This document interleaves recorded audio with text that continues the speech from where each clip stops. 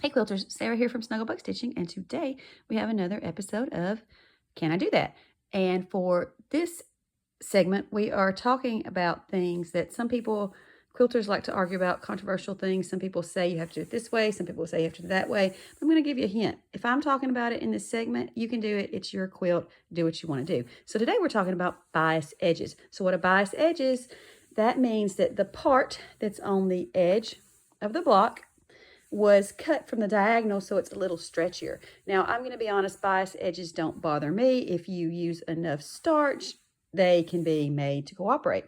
So let's look at some quilts that I made and just kind of look at them and see if it looks like I had any trouble with those bias edges. This quilt here is the quilt that I brought as my sample for the demo I did at QuiltCon at Raleigh back in February. And the demo I was doing was actually my method for making hourglass blocks.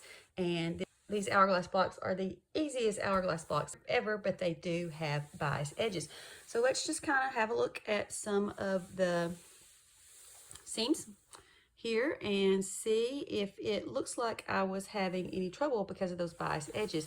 And all of these quilts I'm going to show you also have a decent amount of quilting. So if there were to be some puckers, waviness, tucks, folds because of the bias edges, you would see that, and you don't. So I didn't have any trouble with this one.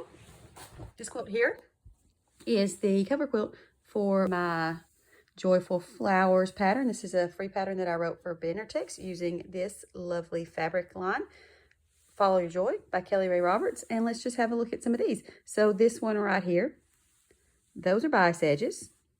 They look pretty good, didn't have any trouble with that. This part right here is not a bias edge, but it is a bias seam. So I sewed a bias seam to a block with the bias edge, no trouble. These half square triangles that I used in these leaf units, bias edges, they look pretty good. Quilting looks good, no issues with that. Next up, we have my almost time pattern. This one, these half square triangles here have biased edges. Let's just have a look and see how those edges turned out, how those corner seams turned out. Yeah, looks pretty good. This is my almost time pattern. This was one of my cut loose press patterns, my first cut loose press pattern. And lastly here we have my Bonnie's Time Chain quilt. And here we go. These blocks here, these hourglass blocks, bias edges. That one's bias edge. I wasn't having any trouble lining those up. So what do you think? Did it work?